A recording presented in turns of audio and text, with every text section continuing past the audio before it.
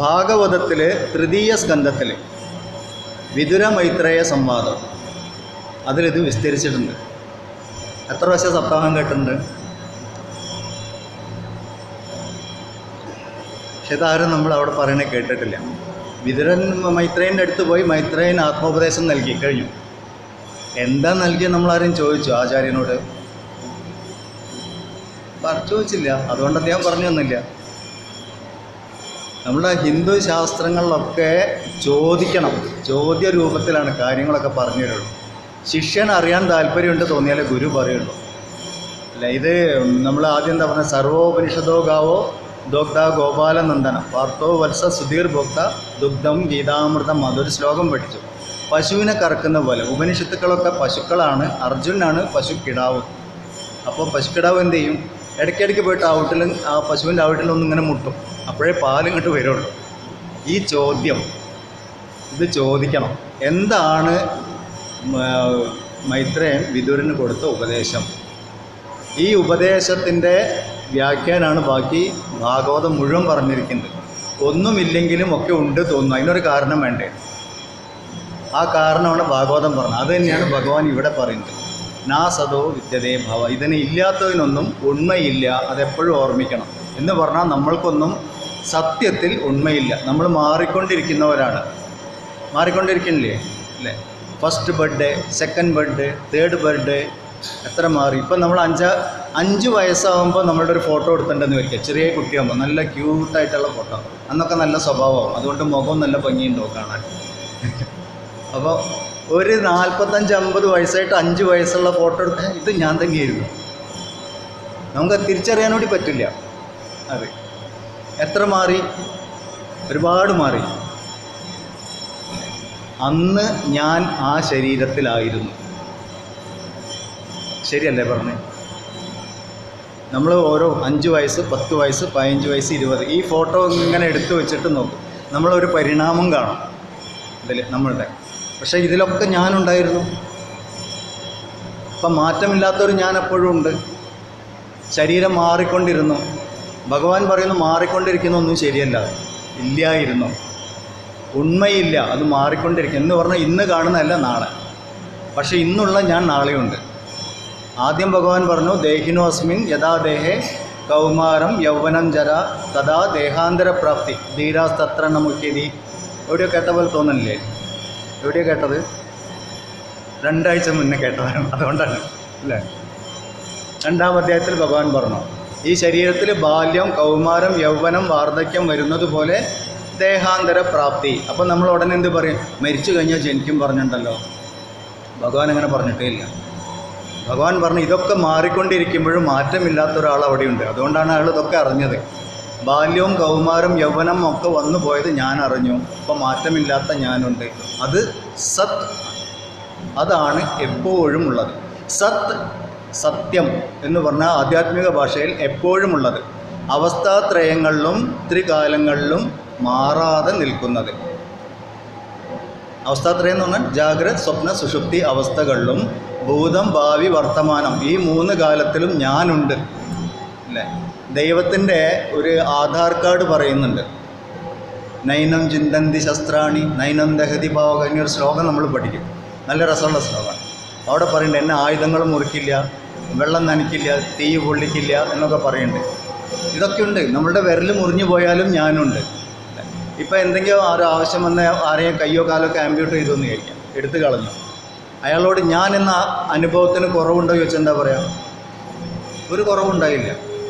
ഞാൻ ഈ ശരീരമായിരുന്നെങ്കിൽ എൻ്റെ കൈ മുറിച്ച് കളഞ്ഞ അത്രയും ഞാൻ കുറയണ്ടേ? അത്രയും ഞാൻ കുറഞ്ഞിട്ടില്ല. ഞാൻ അപ്പോഴും ഉണ്ട് എന്ന് പറഞ്ഞാൽ ഒരു മാറ്റത്തിനും വിധേയമാവാത്തൊരു ഞാൻ എപ്പോഴും നമ്മളോടൊപ്പം ഉണ്ട്. ഉറപ്പല്ലേ ഇത്? ഇതിന് നമ്മളെങ്ങനെയാണ് അറിയാം? നമ്മൾ കളവ് പറയുമ്പോൾ അറിയാം. നമുക്ക് ആരോട് വേണമെങ്കിലും കളവ് പറയാം. ലോകത്തിനോട് മുഴുവൻ കളവ് പറയാം. അവനവനോട് കളവ് പറയാൻ പറ്റില്ല. അവനവനോട് കളവ് പറയുമ്പോൾ ഉള്ളുന്ന ഒരാൾ പറയും കളവല്ലേ പറയുന്നത്, അല്ലേ? സത്യമല്ലേ അല്ലേ? അതാരാണ്? അതാണ് നമ്മൾ അന്വേഷിക്കേണ്ടത്. ഭഗവത്ഗീത, വേദാന്തം പറയുന്നത് അതാണ് ദൈവം. അപ്പോൾ ദൈവം എവിടെ? നമ്മളുടെ ഉള്ളിലായി. നമ്മളൊക്കെ ഒരു ഈശ്വരനെ ഉള്ളിൽ പ്രതിഷ്ഠിച്ച് നടക്കുന്നവർ എന്ന് പറഞ്ഞാൽ സഞ്ചരിക്കുന്ന അമ്പലങ്ങളാണ് നമ്മളൊക്കെ, സഞ്ചരിക്കുന്ന ക്ഷേത്രം. ഈ ഒരു ബോധം എപ്പോഴും ഉണ്ടാവണം. ഒരിക്കലേ ഒരു ഗുരു ശിഷ്യന്മാരെ വിളിച്ചിട്ട്, 2 ശിഷ്യന്മാരെ വിളിച്ചിട്ട് ഓരോ കിളിയെ കൊടുത്തു അതിൻ്റെ കയ്യിൽ. എന്നിട്ട് പറഞ്ഞു ഇതിനെ കൊല്ലണം, 2 കിളിയും കൊന്നുകളാം. പക്ഷെ ഒരു കണ്ടീഷനുണ്ട്, ആരും കാണാതെ വേണം കൊല്ലാൻ, സാക്ഷികളുണ്ടാവാൻ പാടില്ല. ഒരു വിദ്വാൻ പോയി വേഗം അതിൻ്റെ കഴുത്ത് പിടിച്ച് നിൽക്കിട്ട് ഗുരു സംഗതി ക്ലീൻ പറഞ്ഞു. ഒരാൾ രാവിലെ മുതൽ വൈകുന്നേരം വരെയൊക്കെ കറങ്ങി രാത്രി തിരിച്ചെത്തി ഗുരുവിൻ്റെ അടുത്ത്. കിളി ജീവനോടെ ഇരിക്കുന്നുണ്ട്. അപ്പോൾ ചോദിച്ചു, എന്ത് കൊന്നില്ലേ? എനിക്ക് കൊല്ലാൻ പറ്റണില്ല. എന്തു പറ്റി? ഞാനിതിനെ കൊല്ലാൻ പോകുമ്പോഴൊക്കെ എൻ്റെ ഉള്ളിൽ നിന്ന് ഒരാളത് കണ്ടുകൊണ്ടിരിക്കണം, ഉള്ളിലെ സാക്ഷി. ഇതെപ്പോഴും ഉണ്ട്. നമ്മൾ സത്യം പറയുമ്പോഴും കളവ് പറയുമ്പോഴും വേറൊരാളെ പറ്റിക്കുമ്പോഴും ഒക്കെ ഉള്ളിൽ സാക്ഷിയുണ്ട്. നമ്മളുടെ കർമ്മത്തിന് സാക്ഷി ഭഗവാൻ ശ്രീകൃഷ്ണൻ, കർമ്മസാക്ഷി. നമ്മളുടെ ബാല്യം, കൗമാരം, യൗവനം ഒക്കെ കണ്ടുകൊണ്ട് ഭഗവാൻ ഉള്ളിലിരിക്കുന്നു. കാലസാക്ഷി. നമ്മളുടെ ജാഗ്രത, സ്വപ്ന, സുഷുപ്തി കണ്ടുകൊണ്ട് ഭഗവാൻ ഇരിക്കുന്നു, അല്ലേ? അവസ്ഥാത്രയങ്ങൾക്ക് സാക്ഷി. ഭഗവാൻ എപ്പോഴാണ് ഇല്ലാത്തത് നമ്മളോടൊപ്പം? 24/7 ഭഗവാനുണ്ട് നമ്മളുടെ ഉള്ളിൽ. ഭഗവാനെ മറന്നുകൊണ്ട് നമുക്ക് ജീവിക്കാൻ പറ്റില്ല. എന്നിട്ട് നമ്മൾ എന്താ കൃഷ്ണ എന്നെ കാണുന്നില്ലേ ചോദിക്കും. ഭഗവാൻ കണ്ടുകൊണ്ടിരിക്കുന്നുണ്ട്, നമ്മൾ അങ്ങോട്ട് കാണില്ല. അവിടെയാണ് പ്രശ്നം. എപ്പോഴും നമ്മൾ നാമം ചൊല്ലാനിരിക്കുമ്പോഴോ പ്രാർത്ഥിക്കുമ്പോഴോ ഭജനയ്ക്ക് ഇരിക്കുമ്പോഴോ ഒക്കെ ഓർമ്മിക്കാനുള്ള ഒരു കാര്യം, ദൈവം എന്നെ കണ്ടുകൊണ്ടിരിക്കുന്നു. എനിക്ക് ദൈവത്തിനെ കാണാൻ പറ്റുന്നില്ല, എന്നാലും ദൈവം എന്നെ കണ്ടുകൊണ്ടിരിക്കുന്നുണ്ട്.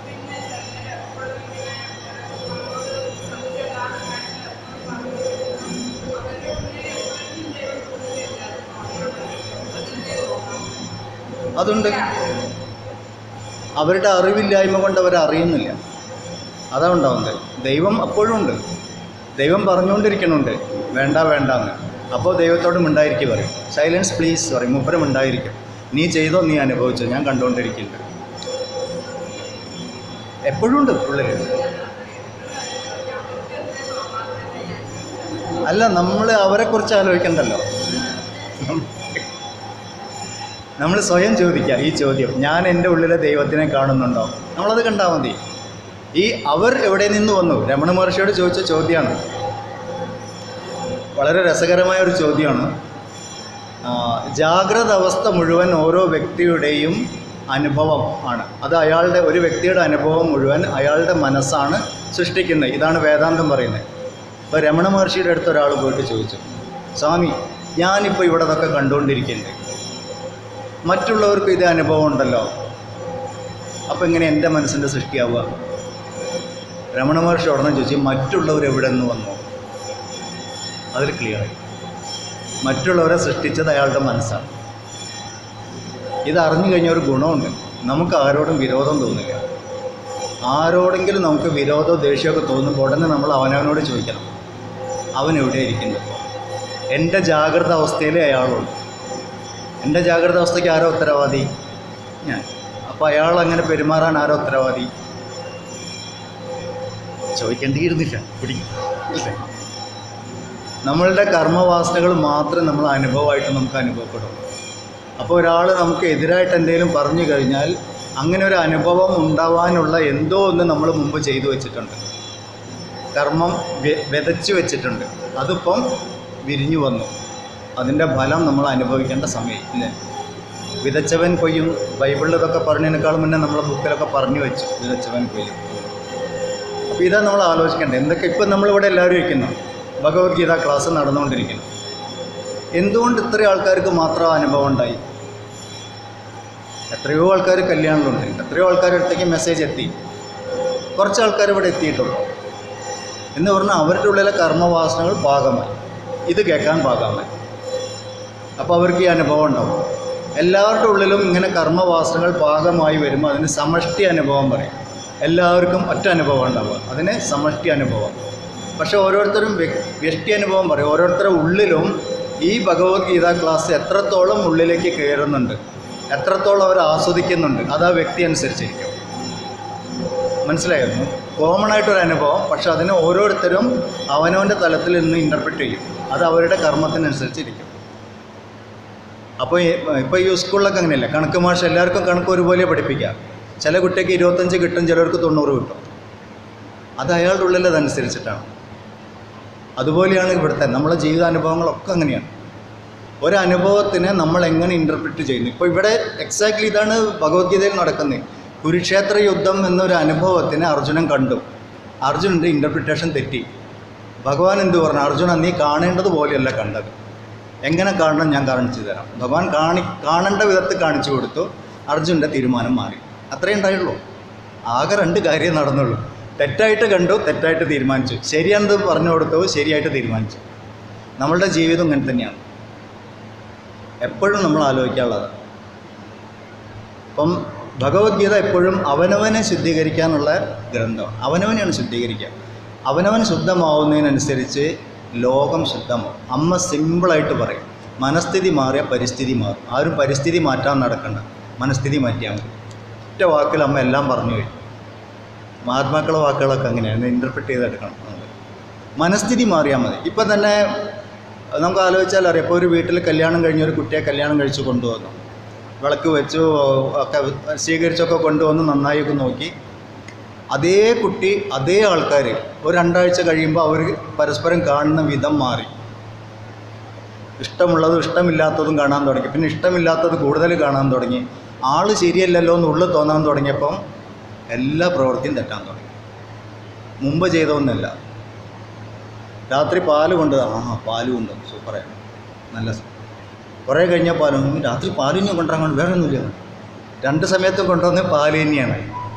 പക്ഷേ ഈ പാല് കുടിക്കുന്ന ആളുടെ മനോഭാവം മാറിയപ്പം പ്രവൃത്തി തെറ്റായി, മറ്റാളുടെ പ്രവൃത്തി തെറ്റായി. ക്ലിയർ ആയല്ലോ പറഞ്ഞത്?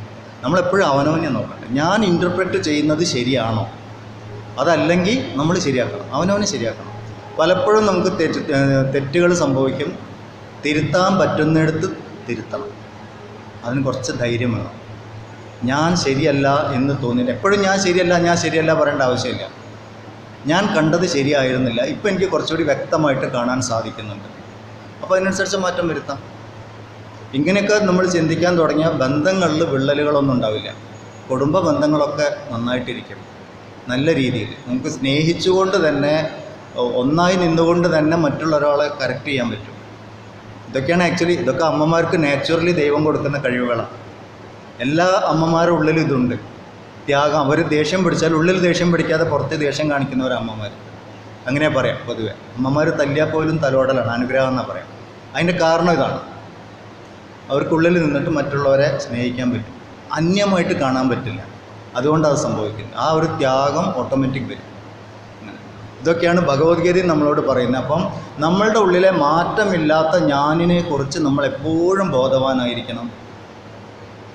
മാറ്റമുള്ള ലോകത്തിനെ കുറിച്ചും ബോധവാനായിരിക്കണം. മാറ്റമുള്ള ലോകം, മാറ്റം എന്ന് പറഞ്ഞാൽ ഉണ്ടാവുക, നിലനിൽക്കുക, ഇല്ലാതാവുക. ഇതാണ് മാറ്റം എന്ന് പറഞ്ഞാൽ. കോൺസ്റ്റൻ്റ് ആയിട്ട് അതിങ്ങനെ മാറിക്കൊണ്ടിരിക്കും. ഇപ്പം നമ്മൾ 9:30 ക്ലാസ് തുടങ്ങി. ഇവിടെ 9:30 ക്ലാസ് തുടങ്ങി നമ്മൾ ഓം ചൊല്ലുമ്പോഴേക്കും 9:30 കഴിഞ്ഞ സെക്കൻഡുകൾ മുന്നോട്ട് പോയി. നമ്മളുടെ ശരീരത്തിൽ അത്രയും മാറ്റം വന്നു. ഇപ്പം ഞാൻ കുറച്ച് നേരത്തെ പറഞ്ഞു ഫോട്ടോ നോക്കുന്ന കാര്യം. ഒരു 30-40 വർഷത്തെ ഡിഫറൻസ് നമുക്ക് കൃത്യമായിട്ട് അറിയാൻ പറ്റും. 40 വർഷം കൊണ്ട് വന്ന മാറ്റം ഒരു സുപ്രഭാതത്തിൽ വന്ന മാറ്റമല്ല. ഡെയിലി കുറേശ്ശെ മൈന്യൂട്ടായിട്ട് ചേഞ്ച് ആയിക്കൊണ്ടിരുന്നു നമ്മൾ. അപ്പോൾ തലേന്നത്തെ ഞാനല്ല എന്നുള്ളത് ഇല്ല. ഇപ്പോൾ 2024 മെയ് 19 ഞാനല്ല 2024 മെയ് 20. അത്രയും കോശങ്ങൾ മാറി. നമ്മൾ കഴിച്ച ഭക്ഷണം ശരീരത്തിൽ വന്നു, കുറേ ശരീരത്തിൽ നിന്ന് പോയി. നമ്മളുടെ സ്വഭാവം മാറി, ചിന്ത മാറി, എന്തെല്ലാം മാറ്റങ്ങളുണ്ടായി. ആളെ മാറി. ഭഗവാൻ പറയുന്ന ഈ മാറ്റം പ്രകൃതിയിൽ ഉള്ളതാണ്. മാറ്റമുള്ളതൊക്കെ ഇല്ലാതെ ആവാനുള്ളതാണ്. അതിന് ഉണ്മയേ ഇല്ല. തൽക്കാല സമയത്ത് ഉണ്ട് എന്ന് തോന്നും. അതിന് വിവർത്തം നമ്മളുടെ ഉപനിഷത്ത് ഭാഷയിൽ രജ്ജു സർപ്പ ഭ്രാന്തി എഴുതി വെച്ചോളൂ. ഈ വാക്ക് ഇടയ്ക്കിടയ്ക്ക് വരും ഭഗവത്ഗീതയിൽ. രജ്ജു സർപ്പ ഭ്രാന്തി. രജ്ജു പറഞ്ഞാൽ കയറ്, സർപ്പം പറഞ്ഞാൽ എല്ലാവർക്കും അറിയാം, സർപ്പം പാമ്പ്. ഭ്രാന്തി തെറ്റിദ്ധരിക്കുക. ഭ്രാന്തി പറയുമ്പോൾ എന്നെയാണോ വിളിച്ചതെന്നൊന്നും ഇനി ആർക്കും തോന്നണ്ട. തെറ്റിദ്ധരിക്കണമെന്നാണ് ഭ്രാന്തി പറയാൻ. രജ്ജു സർപ്പഭ്രാന്തി എന്ന് പറഞ്ഞാൽ കയറിനെ പാമ്പായി തെറ്റിദ്ധരിക്കുക. യഥാർത്ഥത്തിലുള്ള എന്താണ്? കയറാണ്. ഇപ്പം നമ്മൾ സന്ധ്യാസമയത്ത് ഒരു അരണ്ട വെളിച്ചുള്ള സമയത്ത് ഇങ്ങനെ നടന്നു പോയിരുന്നു. പെട്ടെന്ന് കാലിലെന്തോ തട്ടി നോക്കിയപ്പോൾ മുറി, അയ്യോ പാമ്പാണല്ലോ, വളഞ്ഞു പൊളഞ്ഞിട്ടൊരു സാധനം കിടക്കണം, പാമ്പാണല്ലോ. ഞെട്ടി, ഹാർട്ട് ബീറ്റ് കൂടി, ബോധം കെടാറായി, ആ കൂടി പ്രശ്നമായി. അപ്പോഴാണ് ഒരാൾ ടോർച്ച് ആയിട്ട് വരുന്നത്. എന്തു പറ്റി? എന്നെ പാമ്പ് കടിച്ചു. എവിടെ? ടോർച്ച് അടിച്ച് നോക്കി, ഇത് പാമ്പല്ലല്ലോ, ഇത് കയറല്ലേ. ഇത് കയറാണല്ലോ എന്ന് അറിഞ്ഞോടുകൂടി ഇയാളുടെ പേടി മാറി, ടെൻഷൻ മാറി, ഹാർട്ട് ബീറ്റ് നോർമലായി ഒക്കെ കഴിഞ്ഞു. കാരണം എന്താണ്? തെറ്റിദ്ധാരണ മാറി. കയറിനെ പാമ്പായി കണ്ടത് തെറ്റിദ്ധാരണയായിരുന്നു. ശരീരം പ്രതികരിച്ചു. പാമ്പ് കയറായിരുന്നു എന്ന് മനസ്സിലായപ്പോഴും നോർമലായി. ഈ ഒരു പ്രതിഭാസത്തിനാണ് രജ്ജു സർപ്പഭ്രാന്തി പറഞ്ഞത്. ഈ ജീവിതം ഇതുപോലെ രജ്ജു സർപ്പഭ്രാന്തിയാണെന്നാണ് ആചാര്യന്മാർ നമ്മളോട് പറയുന്നത്. യഥാർത്ഥത്തിലുള്ളത് ബ്രഹ്മം മാത്രമാണ്, പരമാത്മാവ് മാത്രമേ ഉള്ളൂ. ആ പരമാത്മാവിനെ നമ്മൾ ജഗത്തായിട്ട്, ഈ കാണുന്ന ലോകമായിട്ടും ശരീരമായിട്ടൊക്കെ തെറ്റിദ്ധരിച്ചു, പാമ്പിനെ കണ്ടതുപോലെ. ആ തെറ്റിദ്ധാരണ ഉള്ളിടത്തോളം കാലം ഈ പാമ്പിനെ കണ്ടപ്പോൾ നമ്മൾ എന്തൊക്കെ ചെയ്തോ അതുപോലെ നമ്മൾ പഠിച്ചുകൊണ്ടിരിക്കും. ഇതിന് പറയുന്ന പേരാണ് സംസാര ജീവിതം. സുഖം, ദുഃഖം, ലാഭം, നഷ്ടം, ജയം, പരാജയം, മിക്സ്, ഇത് വന്നുകൊണ്ടിരിക്കും. ഒറ്റ ചോദ്യം ചോദിക്കണം, ഇതൊക്കെ മാറിക്കൊണ്ടിരിക്കുമ്പോഴും ഞാൻ കാണുന്നുണ്ടല്ലോ, സകല മാറ്റത്തിനും ഞാൻ കാണുന്നുണ്ടല്ലോ, മാറാത്ത ഞാൻ ഉണ്ടല്ലോ. ഈ മാറാത്ത ഞാൻ ആരാണ്? അതാണ് ഞാൻ. Who am I? ഇതാണ് ഈ ചോദ്യത്തിൻ്റെ ഉത്തരമാണ് ഈ പറയുന്നത്. അത് മാത്രമേ സത്യമുള്ളൂ. ഇപ്പോൾ ഭഗവാൻ പറയുന്നു അതിന് മാറ്റമില്ല, അതെപ്പോഴുമുണ്ട്. ഞാനെന്ന ബോധം, പരമാത്മാവ്, സത്യം എപ്പോഴുമുണ്ട്. അല്ലാത്തതൊക്കെ മാറിക്കൊണ്ടിരിക്കാനുള്ളതാണ്. ഇപ്പോൾ മാറിക്കൊണ്ടിരിക്കുന്നുണ്ടല്ലോ, ഇതൊക്കെ ഇല്ലാണ്ടായി പോവുമല്ലോ എന്ന് കരഞ്ഞിട്ട് കാര്യമില്ല. അതങ്ങനെയാണ്, പ്രകൃതി അങ്ങനെയാണ് വച്ചിരിക്കുന്നത്. ഇതിനാര് പഠിച്ചാലും നിൽക്കില്ല, എത്ര കൈക്കൂലി കൊടുത്തിട്ടും കാര്യമില്ല, അതങ്ങനെ ആ വഴിക്കേ പോവുള്ളൂ. അപ്പോൾ നമുക്ക് മനസ്സിലാക്കാനുള്ളത് മാറ്റമുള്ളതൊക്കെ മാറിക്കൊണ്ടിരിക്കാനുള്ളത് തന്നെയാണ്. അതിന് സത്യത്തിൽ ഉണ്മയില്ല, അത് ഉണ്ട് എന്ന് ഞാൻ തെറ്റിദ്ധരിക്കുന്നതാണ്. ഇത്രയും പറഞ്ഞു കഴിഞ്ഞാൽ അർജുനൻ എന്തു മനസ്സിലാവണം? ഈ ഞാനും അർജുനൻ എന്ന് ഞാൻ വിചാരിച്ച ഈ ശരീരവും, ദ്രോണർ, ഭീഷ്മർ എന്നൊക്കെ ഞാൻ വിചാരിക്കുന്ന ഈ ശരീരമൊക്കെ അസത് ആണ്. അർജുനന് സ്വയം അസത്തായിട്ട് തോന്നണമെങ്കിൽ നമുക്കെന്ത് തോന്നണം? കണ്ണാടീൻ്റെ മുന്നിൽ പോയി നോക്കുമ്പോൾ അസത്തെ പറയാൻ പറ്റും. കുട്ടിക്കാലത്തൊക്കെ നമ്മൾ കുറേ പേര് ചീത്ത കേട്ടിട്ടുണ്ട്. വളരെ വേദാന്തത്തിലെ പണ്ടൊക്കെ ചീത്ത വിളിക്കുക. ഇത് ഇല്ലാത്തതാണ്, നമുക്ക് എപ്പോഴും ഓർമ്മ വേണം. ഇത് മാറിക്കൊണ്ടിരിക്കുന്നതാണ്. ഇതിന് ബാല്യം, കൗമാരം വന്ന പോലെ രോഗം വരും, രോഗമില്ലാത്ത അവസ്ഥ വരും, 6 പാക്ക് ആവും, ഫാമിലി പാക്ക് ആവും, ഇതൊക്കെ ഉള്ളതാണ് ഇതിൻ്റെ. പക്ഷേ ഇത് ഒരു ദിവസം ഇല്ലാണ്ടാവാനുള്ളതാണ്. അതും കൂടി നമ്മൾ ഓർമ്മിക്കണം. എപ്പോഴാണ് അങ്ങനെ സംഭവിക്കാം? ആർക്കും അറിയില്ല. ഏത് നിമിഷവും സംഭവിക്കാം. ഏത് നിമിഷവും ഈ ശരീരം ഇല്ലാതെയാവാം. ഇതെപ്പോഴും നമ്മൾ ഓർമ്മിക്കണം. അപ്പോൾ നമ്മൾ ലേശം മാറി നിൽക്കാൻ തുടങ്ങും. മൃത്യുവിനെ സാക്ഷിയാവുക, അതാണ് നമ്മളുടെ ശാസ്ത്രം പറയുന്നത്. ജനനത്തിന് സാക്ഷിയാവുന്ന പോലെ തന്നെ മൃത്യുവിനും സാക്ഷിയാവുക. ഞാൻ മരിക്കുന്നത് ഞാൻ കണ്ടുകൊണ്ടിരിക്കുക. നമുക്കിപ്പം അങ്ങനെ ഒരു അവസ്ഥയില്ല. ഇപ്പം ഈ അവസ്ഥയ്ക്ക് നമ്മൾ സാക്ഷിയാണ്. ഞാൻ ജാഗ്രത അവസ്ഥയിൽ ഇരിക്കുന്നു എന്ന് ഞാൻ അറിയുന്നു, ഇതെല്ലാവർക്കും അറിയാം. സ്വപ്നം കാണുമ്പോൾ നമുക്ക് ഓർമ്മയില്ല. ചിലപ്പോൾ മാത്രം സ്വപ്നത്തിലൊരു നേരിയ ഓർമ്മ വരും. ഞാൻ സ്വപ്നം കണ്ടുകൊണ്ടിരിക്കുകയാണല്ലോ, ചെറിയൊരു നേരിയ ഓർമ്മ ചിലപ്പോൾ കിട്ടും. നല്ല ഉറക്കത്തിൽ ഒന്നുമില്ല. ഉണരുമ്പോൾ മാത്രമേ നമ്മൾ ഞാൻ സാക്ഷിയായിരുന്നുള്ളൂ എന്നറിയുന്നു. മഹാത്മാക്കളെ ആ ശരീരം മരിക്കുമ്പം മരണത്തിന് സാക്ഷിയാണ്. ഇത് മരിച്ചുകൊണ്ടിരിക്കണം. അങ്ങനത്തെ ആൾക്കാരൊക്കെ ഉണ്ട്, ഇപ്പോഴും ഉണ്ട്. ഇന്ന സമയത്ത് ഇത്ര മണിക്ക് പോകാനുള്ള അത് വീഴും, ബി റെഡി. സമാധീൻ്റെ സ്ഥലം പറഞ്ഞു കൊടുക്കും, ഒക്കെ റെഡിയാക്കി വെക്കും. എന്നിട്ട് പോയി സമാധിയാവുന്നവരുണ്ട്. അവർ ടോട്ടലി വേറെ. ഇപ്പോൾ ജ്ഞാനേശ്വർ മഹാരാജ്, മഹാരാഷ്ട്രയിലെ എല്ലാവർക്കും, അദ്ദേഹം ഈ ജ്ഞാനേശ്വരിയും പിന്നെ അമൃതാനുഭവങ്ങളും എഴുതി കഴിഞ്ഞപ്പം എന്താ പറഞ്ഞു? എൻ്റെ ജന്മത്തിൻ്റെ ലക്ഷ്യം പൂർത്തിയായി, പോകേണ്ട സമയമായി. ഒരു കുഴി കുഴിച്ചിട്ട് അവിടെ കയറിയിരുന്നു, മണ്ണിട്ട് മൂടിക്കോ, ജീവനോടെ ഇരിക്കും. അത്രത്തോളം അവരതൊന്നും വിട്ടുന്നു. ഈ ശരീരം ഉപകരണമാണ് എന്നറിയുന്നവർ. ഭഗവാൻ അർജുനനോട് പറയുന്നു, നിമിത്ത മാത്രം ഭവസവ്യസാചിൻ, ശരീരം എൻ്റെ കയ്യിൽ ഉപകരണമാണെന്ന് ഓർമ്മിച്ചുകൊണ്ടിരിക്കും. ഇത് ഇൻസ്ട്രുമെൻ്റാണ്. ഇതൊക്കെ ഓർമ്മിച്ചുകൊണ്ടിരിക്കണം. ഇതാണ് നാ സതു വിദ്യതേ ഭാവോ നാ ഭാവോ വിദ്യതേ സദഹ. എപ്പോഴും ഉള്ളതിന് സത്തിന് അഭാവം എന്നൊരവസ്ഥ ഉണ്ടാവുന്നില്ല. ഇതിനെ ഡോക്ടർ ഗോപാലകൃഷ്ണൻ എനർജി തലത്തിൽ വിശദീകരിച്ചിട്ടുണ്ട്. Energy can neither be created nor B destroyed, അങ്ങനെ ഒരു ഇതുണ്ട് ന്യൂട്ടൺ തന്നെയാണ് തോന്നുന്നു പറഞ്ഞത്. ഊർജത്തിനെ ഉണ്ടാക്കാനോ ഇല്ലാതെയാക്കാനോ പറ്റില്ല, ഭാവമാറ്റം വരുത്താം എന്ന് പറഞ്ഞിട്ട് ഡോക്ടർ ഗോപാലകൃഷ്ണൻ പറഞ്ഞിട്ടുണ്ട്. നമുക്ക് മനസ്സിലാക്കാൻ എളുപ്പം അതാണ്. നമ്മളുടെ ഭാഷയെ പറയുമ്പോൾ നമുക്ക് കാര്യം വേഗം മനസ്സിലാവും. പക്ഷേ എനർജിയെക്കുറിച്ചല്ല ഇവിടെ ഭഗവാൻ പറഞ്ഞത്. മാറ്റർ ആൻഡ് എനർജി, ദ്രവ്യം ഊർജത്തിനപ്പുറം ഒരു തലമുണ്ട്. ഞാനിന്ന് വീഡിയോ ഇടാം അതിൻ്റെ.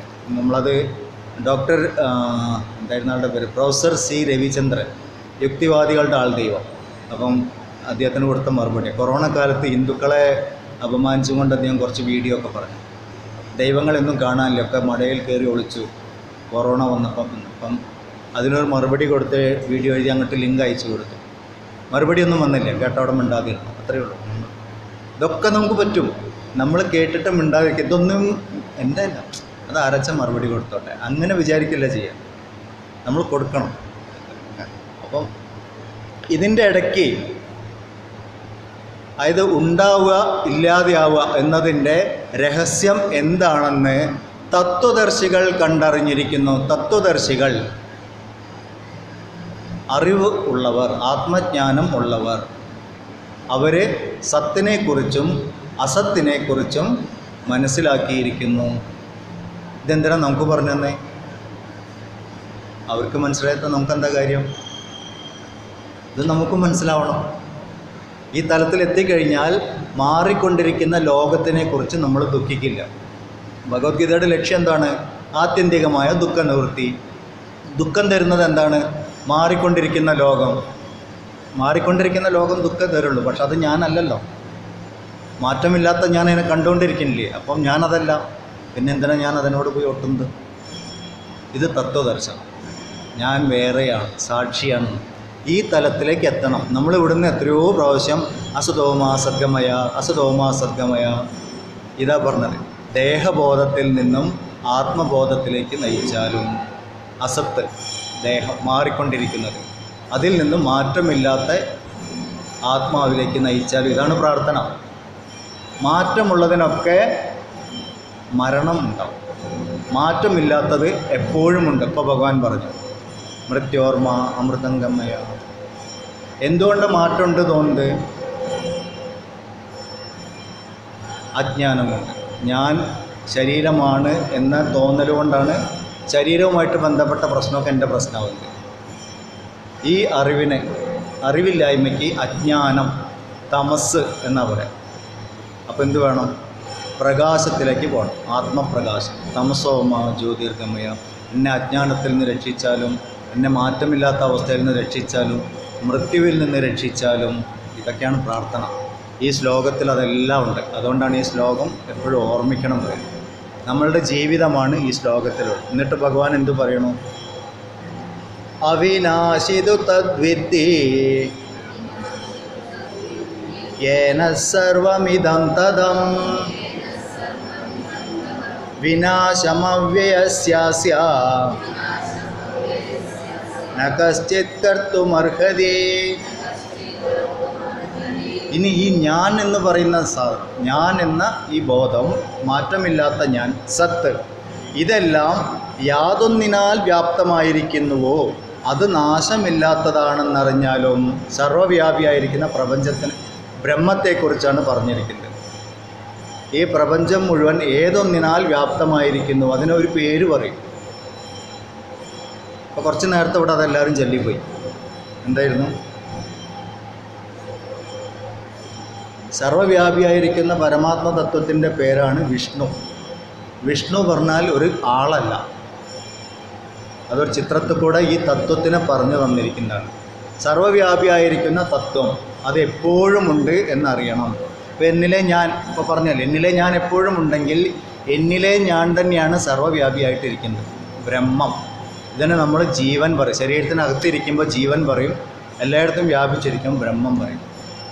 ജീവനും ബ്രഹ്മവും ഒന്നു തന്നെയാണ്, മാറ്റമില്ല. ഇതാണ് വേദാന്തം പറയുന്നത്. ജീവോ ബ്രഹ്മൈവ നാപരം, വേറൊന്നുമല്ല. അപ്പോൾ അപ്പോൾ വേറൊരു ചോദ്യം വരും, അപ്പം മരിക്കുമ്പോൾ ജീവൻ എങ്ങോട്ട് പോകും? സർവവ്യാപിയായിട്ട് ഇവിടെ പ്രപഞ്ചം മുഴുവൻ പരമാത്മതത്വം നിറഞ്ഞിരിക്കുന്നുണ്ടെങ്കിൽ മരിച്ചു കഴിയുമ്പോൾ ജീവൻ എങ്ങോട്ട് പോകും എന്ന് നന്നായിട്ട് പോയിട്ട് ചിന്തിച്ചു. ജീവന് പോയൊരു സ്ഥലം വേണ്ടേ? ഒരു വേക്കൻ്റ് ആയിട്ടൊരു സ്ഥലത്തേക്കല്ലേ പോകാൻ പറ്റുള്ളൂ.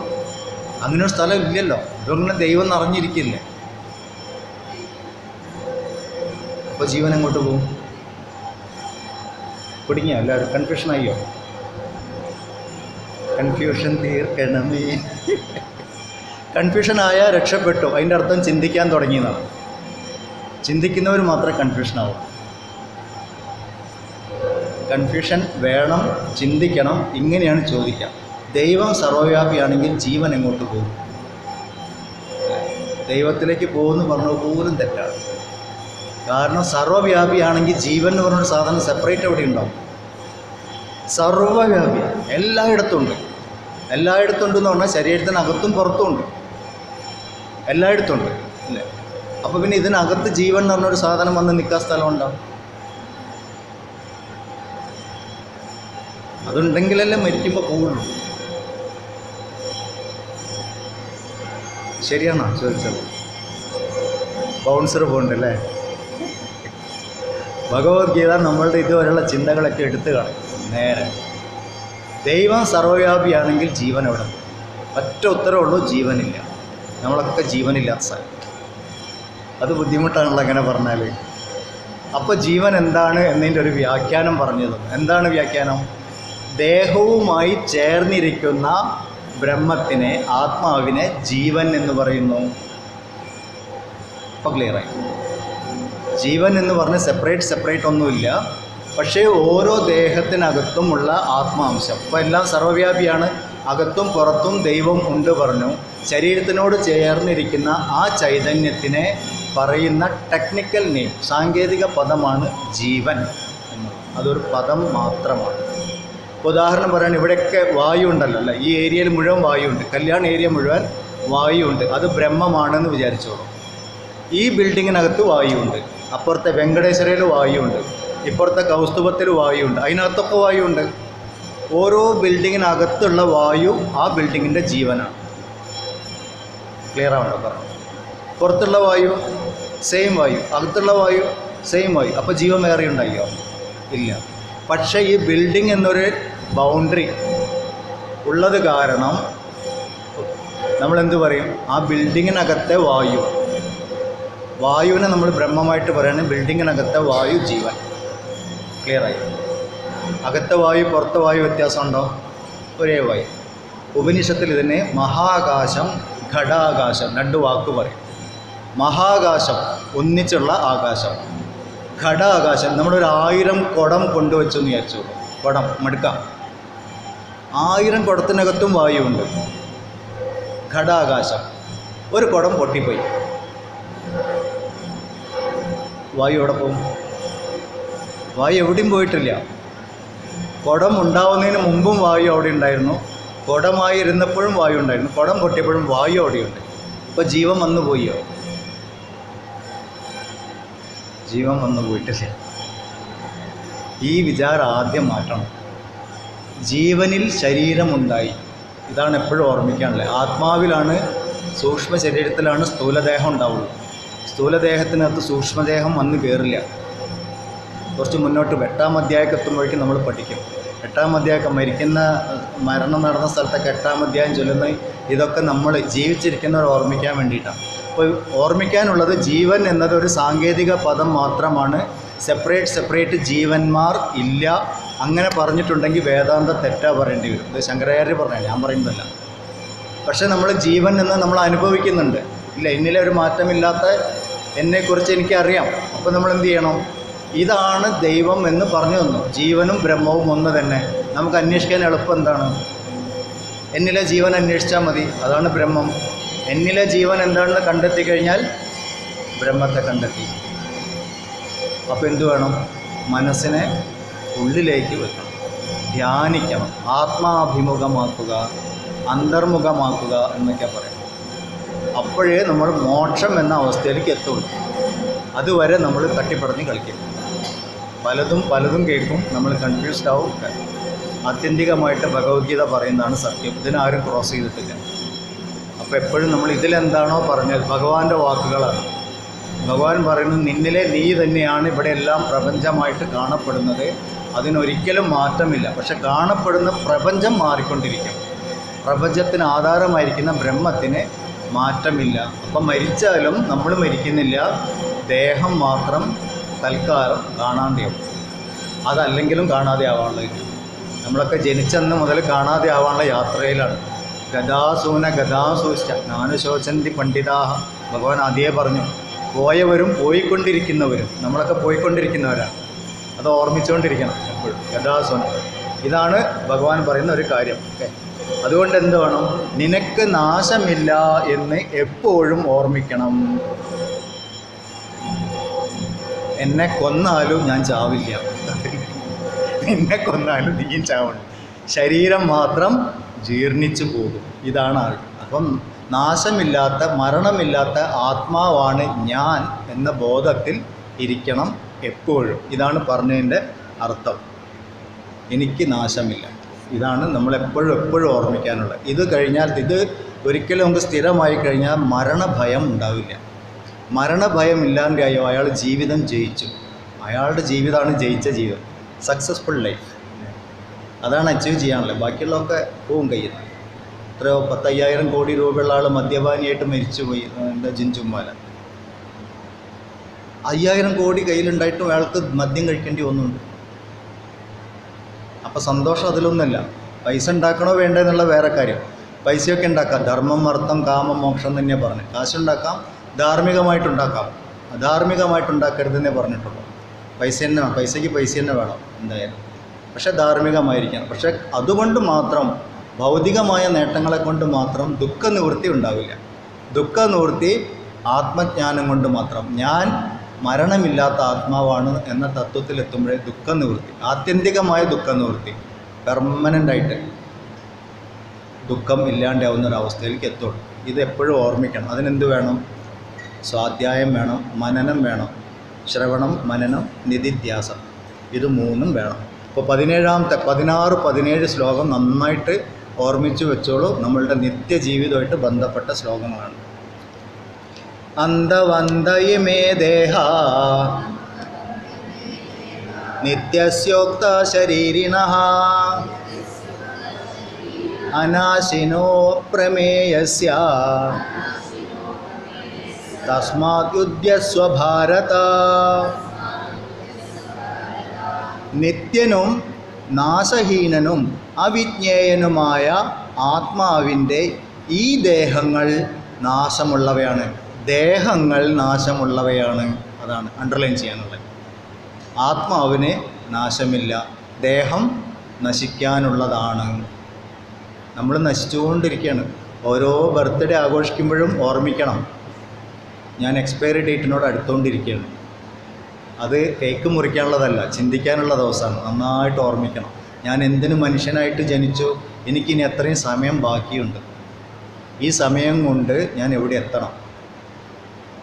പിന്നെ കേക്ക് മുറിയൊക്കെ നിൽക്കും. പിന്നെ മെല്ലെ പൂജാമുറി പൊട്ടും കണ്ണടച്ചിരിക്കും. ഇത്രയും ഓർമ്മ വന്നു കഴിഞ്ഞാൽ സന്തോഷ ജന്മദിനം കുട്ടിക്ക്. അപ്പോൾ ഇതൊക്കെയാണ് കുട്ടികൾ ആലോചിക്കേണ്ടത്. കുട്ടികൾക്ക് പറഞ്ഞു കൊടുക്കണം. ഓരോ ജന്മദിനം വരുമ്പോൾ നിൻ്റെ ഉത്തരവാദിത്തം കൂടിയിരിക്കുന്നു. നിൻ്റെ ചിന്തിക്കാനുള്ള ശേഷി നീ കൂട്ടിക്കൊണ്ടുവരണം. എന്തിന് ജനിച്ചു, എന്തിന് ജീവിക്കണം, ഇതിനെ എവിടെ എത്തിക്കണം, അതിന് വേണ്ടത് എന്തൊക്കെയാണ്? അതാണ് പ്രകൃതി തന്നുകൊണ്ടിരിക്കുന്ന അനുഭവങ്ങൾ. നമ്മളുടെ ജീവിതം മോക്ഷം എന്ന ലക്ഷ്യത്തിലേക്ക് എത്താൻ വേണ്ടിയിട്ട് എന്തൊക്കെ ആവശ്യമുണ്ടോ അത് പ്രകൃതി തന്നുകൊണ്ടിരിക്കും. അതിൽ സുഖവും ദുഃഖവും കോമഡി ട്രാജഡി ഒക്കെ ഉണ്ടോ? എല്ലാം ഉണ്ടോ? അന്നേരം എന്തിനാ കൃഷ്ണ തന്നോന്ന് ചോദിക്കരുത്. അത് ഫ്രീ ആയിട്ട് ഫീസ് വാങ്ങാതെ തരുന്ന ലെസണാണ്. 2 കയ്യും നീട്ടി വാങ്ങാം. പ്രസാദം, ഈശ്വര പ്രസാദം, പ്രസാദ ബുദ്ധി എന്നാണ് പറയാം അതിന്. അത് വാങ്ങണം. ഓക്കെ, ഇവിടെ എന്തു പറയണു? നിത്യനും നാശഹീനനും അവിജ്ഞേയനുമായ ആത്മാവ് ആരാണ്? ഞാൻ. എന്നിലെ ഞാൻ നിത്യനാണ്, നാശമില്ലാത്തവനാണ്, അറിയപ്പെടാൻ ബുദ്ധിമുട്ടുള്ളവനാണ്. നമുക്കുള്ളിലേക്ക് നോക്കി ഞാൻ ആരാണെന്ന് ചോദിക്കാൻ വലിയ ബുദ്ധിമുട്ട് തന്നെയാണ്. ഞാൻ ആരാണെന്ന് ചോദിച്ചാൽ നമ്മൾ പേരൊക്കെ പറയും. അത് നമ്മളുടെ ശരീരത്തിൻ്റെ പേര്, ജാതി പേര്, ഉദ്യോഗ പേര്, സമൂഹത്തിലെ പേര് ഒക്കെ പേരുകളാണ് പറയുന്നത്. അതിനെയൊക്കെ പ്രകാശിപ്പിക്കുന്ന ഞാൻ, അതാരാണ്? ഇല്ല, ഒരു പേരും ഒരവസ്ഥയില്ലാത്തപ്പോൾ ഞാനുണ്ട്, നല്ല ഉറക്കത്തിൽ ഞാനുണ്ടല്ലോ. ആ ഞാൻ ആരാണ്? ഇതറിയാൻ കുറച്ച് ബുദ്ധിമുട്ടാണ്. അറിയാൻ പറ്റില്ല എന്ന് ഭഗവാൻ പറഞ്ഞില്ല, അറിയാൻ സാധിക്കും, കുറച്ച് ബുദ്ധിമുട്ടുണ്ട്, അത്രേ പറഞ്ഞു. അതിനുള്ള സൂത്രപ്പണികളൊക്കെ ഭഗവാന് പറഞ്ഞു തരും മുന്നോട്ട് പോകുമ്പോൾ. എല്ലാ ഞായറാഴ്ചയും വരേണ്ടി വരുന്നുള്ളൂ, അതാണ് പ്രശ്നം. അതുകൊണ്ട് നീ യുദ്ധം ചെയ്താലും തസ്മാത് യുദ്ധസ്വ ഭാരത, യുദ്ധം ചെയ്താലും എന്ന് പറഞ്ഞാൽ കമോൺ ഫൈറ്റ്, ഇങ്ങനെയല്ല പറഞ്ഞതിൻ്റെ അർത്ഥം. അതുകൊണ്ട് നീ നിനക്ക് വന്നു ചേർന്നിരിക്കുന്ന കർമ്മങ്ങളെ, ഉത്തരവാദിത്തങ്ങളെ നിറവേറ്റിയാൽ, യുദ്ധം ചെയ്യുക. ഭഗവത്ഗീതയിൽ യുദ്ധം ചെയ്യുക എന്ന് പറഞ്ഞാൽ നിത്യ നൈമിത്തിക കർമ്മങ്ങളെ ചെയ്യുക എന്നർത്ഥം. നിത്യകർമ്മം എന്ന് പറഞ്ഞാൽ ഡെയിലി ഡ്യൂട്ടീസ്. നമ്മൾ ഡെയിലി രാവിലെ എണീറ്റ് പല്ല് കഴിക്കുന്നത് മുതൽ രാത്രി ഉറങ്ങാൻ പോകുന്നവരെ നമുക്ക് വന്നു ചേർന്നിരിക്കുന്ന ഉത്തരവാദിത്തങ്ങൾ മുഴുവൻ ചെയ്യണം. ജോലിക്ക് പോകണം, കുടുംബം നോക്കണം. ഞാൻ ഭഗവത്ഗീത ക്ലാസ്സിന് പോകുന്നുണ്ട്, ഇനി ഞാൻ വീട്ടിലെ കാര്യം നോക്കില്ല, അങ്ങനെ പറയാൻ പറ്റില്ല. ഭഗവത്ഗീത ക്ലാസ്സിൽ പോയവർക്ക് വീട്ടിലെ കാര്യം നന്നായി നോക്കേണ്ടി വരും. കാരണം അത് നന്നായി നോക്കാൻ ഭഗവത്ഗീത പറഞ്ഞു. ഗൃഹസ്ഥരാണോ നല്ല ഗൃഹസ്ഥനാവുക, ഭർത്താവാണോ നല്ല ഭർത്താവുക, ഭാര്യയാണോ നല്ല ഭാര്യയാവുക, കുട്ടിയാണോ നല്ല കുട്ടിയാവുക. ഇതാണ് ഭഗവത്ഗീത പറയുന്നത്. രക്ഷയില്ല, ജീവിക്കാതെ രക്ഷയില്ല. ജീവിതം പറഞ്ഞാൽ എന്താണ്? ഉത്തരവാദിത്തങ്ങൾ നിറവേറ്റലാണ് ജീവിതം. നമ്മളുടെ ഓരോ ദിവസം എടുത്ത് നോക്കിയാൽ നമുക്കറിയാം നമ്മളെ റെസ്പോൺസിബിലിറ്റി എന്താണോ നമ്മൾ ഫുൾഫിൽ ചെയ്തുകൊണ്ട് പോയി. ഇത് ഇത്രയും നടന്നിട്ടുള്ളൂ ജീവിതത്തിൽ. ഇത് ചെയ്യാതെ രക്ഷയില്ല. അതുകൊണ്ട് നിനക്ക് വന്നു ചേർന്നിരിക്കുന്ന ഉത്തരവാദിത്തങ്ങളെ ചെയ്യാനായിട്ട് കമോൺ ഗെറ്റപ്പ്, എണീക്കൂ അർജുന, തയ്യാറാവൂ അർജുന. ആരോടെ പറയണേ? നമ്മൾ ഓരോരുത്തരോടും.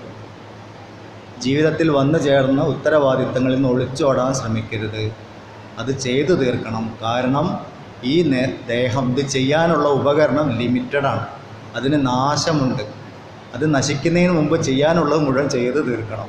പക്ഷെ അത് നശിച്ചാലും നീ നശിക്കുന്നില്ല എന്നറിയണം. ആ ബോധത്തിൽ നിന്നുകൊണ്ട് വേണം ഈ കാര്യങ്ങളൊക്കെ ചെയ്തു തീർക്കാൻ.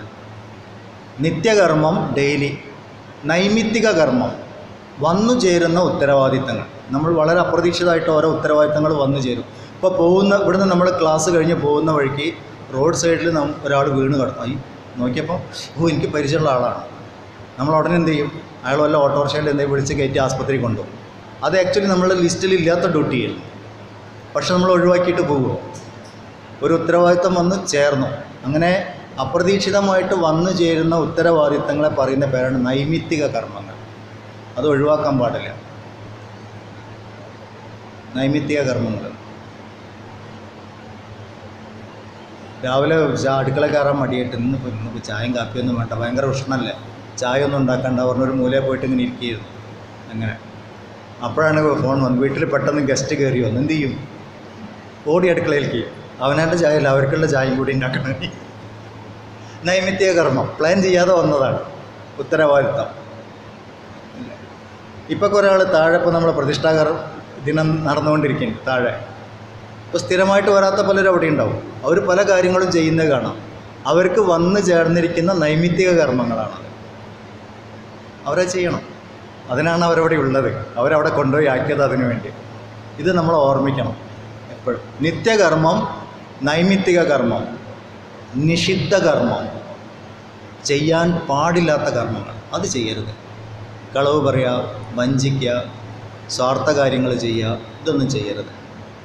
കളവ് പറയുക എന്നുള്ളതിന് വേറെ condition supply, terms and condition supply. കളവ് പറയുന്നത് ആത്യന്തികമായ ലക്ഷ്യം ധർമ്മ സംസ്ഥാപനമാണെങ്കിൽ ഈ കളവ് പറയൽ ധർമ്മ സംസ്ഥാപനത്തിൻ്റെ ഭാഗമാണ്, അത് ധാർമ്മികം. അതുകൊണ്ടാണ് ശ്രീകൃഷ്ണൻ ധർമ്മപുത്രരോട് ഒരു കളവ് പറഞ്ഞോളാം. അവിടെ അത് പറഞ്ഞാലേ ധർമ്മത്തിന് രക്ഷയുള്ളൂ. അപ്പോൾ ധർമ്മ സംസ്ഥാപനത്തിന് വേണ്ടി വേണം അത് ചെയ്യാം. ഒളിയമ്പ ഇന്ത് അധാർമികമാണ്. പക്ഷെ അവിടെ ശ്രീരാമൻ അത് ചെയ്താലേ ശരിയാവുള്ളൂ. ധർമ്മ സംസ്ഥാപനത്തിന് ഒളിയമ്പ് ചെയ്യണം, എന്നാലേ ബാലിയെ കൊല്ലാൻ പറ്റും. ബാലി പറഞ്ഞാൽ നമ്മളുടെ ഉള്ളിലെ കാമത്തിൻ്റെ പ്രതീകമാണ്. കാമത്തിനെ ഡയറക്റ്റ് അമ്പ് ചെയ്ത് കൊല്ലാൻ പറ്റില്ല, അതിന് ശക്തി കൂടും. എപ്പോഴെങ്കിലും ശ്രദ്ധിച്ചു നോക്കിയാൽ ഇൻറ്റൻസായിട്ട് കാമത്തിൻ്റേതായ വാസനകൾ മനസ്സിൽ ഉയരുമ്പോൾ പിടിച്ചു നിൽക്കാൻ വലിയ ബുദ്ധിമുട്ടാണ്, പലരും തളർന്നു പോകും. അപ്പോൾ അതിനെ മറവിൽ നിന്നുകൊണ്ടാണ് അറ്റാക്ക്. എന്താണ് ഈ മറവ്? തത്വബോധം തന്നെ. തത്വബോധത്തിൽ നിന്നുകൊണ്ട് വേണം കാമത്തിനെ നേരിടാൻ. അതാണ് ഭഗവാൻ മറഞ്ഞു നിന്ന് അമ്പ് ചെയ്തു എന്നൊക്കെ പറയുന്നത്. അല്ലാതെ ഭഗവാൻ അവിടെ കൊല്ലാൻ ധൈര്യമായിട്ടൊന്നുമല്ല, കഥയിൽ കൂടെ കാര്യം പറഞ്ഞു തന്നാണ്. മനസ്സിലെ കാമങ്ങളെ നേരിടണമെങ്കിൽ മറ്റുള്ളവരുടെ സഹായത്തിൽ വേണം. ഏറ്റവും നല്ല സഹായം ആധ്യാത്മിക ജ്ഞാനം തന്നെയാണ്. അതുണ്ടെങ്കിൽ നമുക്ക് ലക്ഷ്യബോധം മറക്കില്ല. ഇപ്പം എപ്പോഴും വന്നു ചേർന്ന ഉത്തരവാദിത്തങ്ങളിൽ നിന്ന് രക്ഷപ്പെടാനായിട്ട് ആധ്യാത്മികമായിട്ടുള്ള മുഖം മൂടി അണിയാൻ പാടില്ല. പലരും വീട്ടിലെ കാര്യം ചെയ്യാൻ പഠിച്ച അമ്പലത്തിൽ പോയിരിക്കും. 24 മണിക്കൂർ അമ്പലത്തിലും ഭക്തനാണ്. കാര്യം എന്താ? വീട്ടിലിരിക്കാൻ വയ്യ, അവിടെ അടുക്കളയിൽ പണിയെടുക്കണ്ട. കുട്ടിക്ക് കല്യാണമായി, വീട്ടിലിരുന്ന് കഴിഞ്ഞാൽ പ്രശ്നമാണ്, അമ്പലത്തിൽ പോയിരിക്കട്ടെ. അവർ ഭാഗവതത്തിൽ നാരായണീയത്തിലൊക്കെ അഭയം തേടും. ഇത് ശരിക്കുള്ള തത്വം അറിയാനാണോ? അല്ല, താൽക്കാലികമായിട്ടുള്ള രക്ഷപ്പെടലാണ്. ഉത്തരവാദിത്വത്തിൽ നിന്ന് ദൈവത്തിൻ്റെ പേരും പറഞ്ഞ് രക്ഷപ്പെടൽ. ഭഗവാൻ പറഞ്ഞു മിഥ്യാചാരം. അങ്ങനെ ആൾക്കാരെ കാപട്യമുള്ളവർ, അവർക്ക് രക്ഷയില്ല. വീട്ടിൽ ജോലി ചെയ്യുന്നത് ഈശ്വര പൂജയാണ്. അതൊക്കെ ഇനി മുന്നോട്ട് കർമ്മയോഗത്തിൽ പഠിപ്പിച്ചു തരും. അപ്പോഴാണ് നമ്മൾ മനസ്സിലാവുന്നത്, അയ്യോ ഡെയിലി രാവിലെ എണീറ്റ മുതലേ ഞാൻ പൂജയാണല്ലോ ചെയ്യുന്നത്. ഇതൊക്കെ നല്ല രസമാണ്. ഭഗവത്ഗീത വായിച്ചു കഴിഞ്ഞാൽ ജീവിതം വളരെ സുന്ദരമാണ്. ഒരു 5 മിനിറ്റ് കൂടി നോക്കാം. യേനം വേത്തി ഹന്താരം യശ്ചൈനം മന്യതേ ഹതം ഉഭൗ തൗ ന വിജാനീതോ നായം ഹന്തി ന ഹന്യതേ. യാതൊരുവൻ ഈ ആത്മാവിനെ ഘാതകനാണെന്ന് കരുതുന്നുവോ, യാതൊരുവൻ ഈ ആത്മാവിനെ വധിക്കപ്പെട്ടവനായി കരുതുന്നുവോ, അവർ ഇരുവരും സത്യം അറിയുന്നില്ല. ആത്മാവിനെ കൊല്ലാനോ കൊല്ലിക്കാനോ കഴിയില്ല. അങ്ങനെ ആരെയും വിചാരിച്ചിട്ടുണ്ടെങ്കിൽ അവർക്ക് വിവരമില്ല. ഭഗവാൻ അതാ പറഞ്ഞു, അവർക്ക് അറിവില്ല. അർജുൻ്റെ പ്രശ്നം എന്തായിരുന്നു? ഞാൻ വരെ കൊല്ലില്ല, ഞാൻ വരെ കൊല്ലില്ല. അർജുന നിനക്ക് വിവരമില്ല എന്ന് ഇൻഡയറക്റ്റ്ലി പറഞ്ഞു. നമ്മളോട് അതിനെ പറഞ്ഞു. ഉത്തരവാദിത്വത്തിൻ്റെ ഭാഗമായിട്ട് ചെയ്യാനുള്ളതൊക്കെ ചെയ്യണം. ആ സമയത്ത് അതൊന്നും നോക്കി പറഞ്ഞിട്ട് കാര്യമില്ല. രക്ഷപ്പെടാൻ നോക്കരുത്. കാരണം തത്വത്തിന് ഒരിക്കലും നാശമില്ല, ദേഹത്തിന് എന്തായാലും നാശമുണ്ട്. അതുകൊണ്ട് ഞാൻ കൊല്ലണോ ഞാൻ കൊല്ലിക്കണോ എന്നൊന്നും വിചാരിക്കേണ്ട. ആത്മാവിൻ്റെ തലത്തിൽ ആരും കൊല്ലുന്നുമില്ല കൊല്ലിക്കുന്നുമില്ല, അതിനൊരു മാറ്റവുമില്ല. അതെപ്പോഴും എല്ലായിടത്തും ഒരേപോലെ സ്ഥിരമായിട്ടിരിക്കുന്നു. ആത്മാവ് ആരെയും വധിക്കുകയോ ആരാലും വധിക്കപ്പെടുകയോ ചെയ്യുന്നില്ല. അപ്പോൾ ആരാലും വധിക്കപ്പെടാത്തതായിട്ട് എന്തെങ്കിലും ഒന്നുണ്ടെങ്കിൽ അതെന്താണ്? ആത്മാവ്. അതാരാണ്? ഞാൻ, എന്നിലെ ഞാൻ. ഇത് നമ്മളെവിടെയാണ് കണ്ടത്? അലക്സാണ്ടറിൻ്റെ കഥയിൽ ഇത് കാണും. അലക്സാണ്ടർ ഭൂമി ഈ മുഴുവൻ കീഴടക്കാനായിട്ടൊക്കെ വന്നു. അപ്പോൾ അദ്ദേഹത്തിൻ്റെ ഗുരു അവിടുന്ന് പുറപ്പെടുന്ന സമയത്ത് പറഞ്ഞു, നീ ഇന്ത്യ വരെ എത്തുകയാണെങ്കിൽ, ഭാരതം വരെ എത്തുകയാണെങ്കിൽ അവിടെ നല്ല ആത്മജ്ഞാനികളായിട്ടുള്ള ഋഷിമാരുണ്ട്, അതിലാരെങ്കിലും ഇങ്ങോട്ട് കൊണ്ടുവരണം. ഓ ശരി. അങ്ങനെ പുള്ളി ഇവിടെയൊക്കെ കീഴടക്കി ബോർഡറിൽ വന്നു.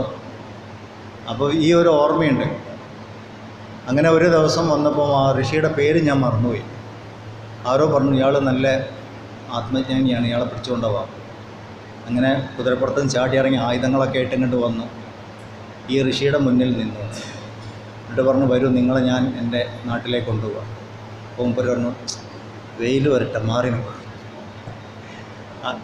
അലക്സാണ്ടറിൻ്റെ നിഴല മേലിട്ട് വെയിൽ മാറി നിൽക്കും. അലക്സാണ്ടർ ഞെട്ടിപ്പോയി. ജീവിതത്തിൽ ആദ്യമായിട്ടാണ് ഒരാൾ മാറി നിൽക്കുക പറയുന്നത്. ഇപ്പം കൊല്ലും, വാളൂരി ഇപ്പം കൊല്ലും, ശരിയാക്കി തരും. ആരെ കൊല്ലാം? നീ കൊന്നില്ലേ, ഞാൻ മരിച്ചുകൊണ്ടിരിക്കണ്ടേ. നിനക്ക് ഈ ശരീരത്തിനെ കൊല്ലാൻ പറ്റുള്ളൂ, നിനക്ക് ഒരിക്കലും എന്നെ കൊല്ലാൻ പറ്റില്ല. അവിടെ കഴിഞ്ഞു, ആയുധം വെച്ച് കീഴടങ്ങി. ഇനി എനിക്കൊന്നും പറയാനില്ല. 2-3 സെൻറ്റൻസ് അത്രയേ വേണ്ടു. ഈ മരണഭയം ഇല്ലാത്ത ഒരാൾക്കും കൊല്ലാൻ പറ്റില്ല, ഒരാൾക്കും നശിപ്പിക്കാൻ പറ്റില്ല. ആരൊക്കെ നമ്മൾ ഉപദ്രവിക്കുന്നുണ്ടോ എപ്പോഴും ആലോചിച്ചാൽ അവർ ഒരേ കാര്യം ഉപദ്രവിക്കും. ഒന്നുകിൽ നമ്മളുടെ ദേഹമായിട്ട് ബന്ധപ്പെട്ട്, ഇല്ലെങ്കിൽ നമ്മളുടെ പേരുമായിട്ട് ബന്ധപ്പെട്ട്. ഈ 2 കാര്യത്തിന് ഉപദ്രവിക്കും. ഒന്നുകിൽ ചീത്തപ്പേരുണ്ടാക്കി തരും, അയാൾ അങ്ങനെയാണ്, അയാൾ ഇങ്ങനെ, അയാൾ ശരിയാണ്. ഇല്ലെങ്കിൽ നമ്മളുടെ സ്വത്ത് ജോലിനെ നശിപ്പിച്ച് തരും. ഇത് രണ്ടും നമ്മളല്ല, പിന്നെന്ത് ചെയ്യും? ഇതുകൊണ്ടൊന്നും ബാധിക്കപ്പെടാത്തവനാണ് ഞാൻ എന്ന് നമ്മൾ ഉറപ്പിച്ചു കഴിഞ്ഞാൽ ഒരാൾക്കും പാര വെക്കാൻ പറ്റും, ഒരാൾക്കും നമ്മളെ നശിപ്പിക്കാൻ പറ്റില്ല. ഇതാണ് ആദ്യം ഓർമ്മിക്കാനുള്ളത്. ഇത് നമ്മൾ ഭഗവത്ഗീത പേഴ്സണാലിറ്റി ഡെവലപ്മെൻറ്റിൻ്റെ ഏറ്റവും വലിയ ഗൈഡായിട്ടാണ് പറയുന്നത്. ഈ ഒരു ബോധം ഉള്ളിലിരിക്കുന്ന ഒരാളെ ആർക്കും തോൽപ്പിക്കാൻ പറ്റില്ല. വലിയ വലിയ ആൾക്കാരുടെ നേട്ടങ്ങളുടെ പിന്നാലെയൊക്കെ നോക്കിക്കഴിഞ്ഞാൽ ഭഗവത്ഗീത കാണും. ഇപ്പോൾ ഈ സുധാ കൃഷ്ണമൂർത്തിയുടെ ഒക്കെ പുസ്തകങ്ങൾ വായിച്ചാൽ അറിയാം. ഫുൾ സ്പിരിച്വാലിറ്റി പറയും. ഇതിൻ്റെ മുകളിലാണ് അവർ മുഴുവൻ പറയുന്നത്. എല്ലാവരും.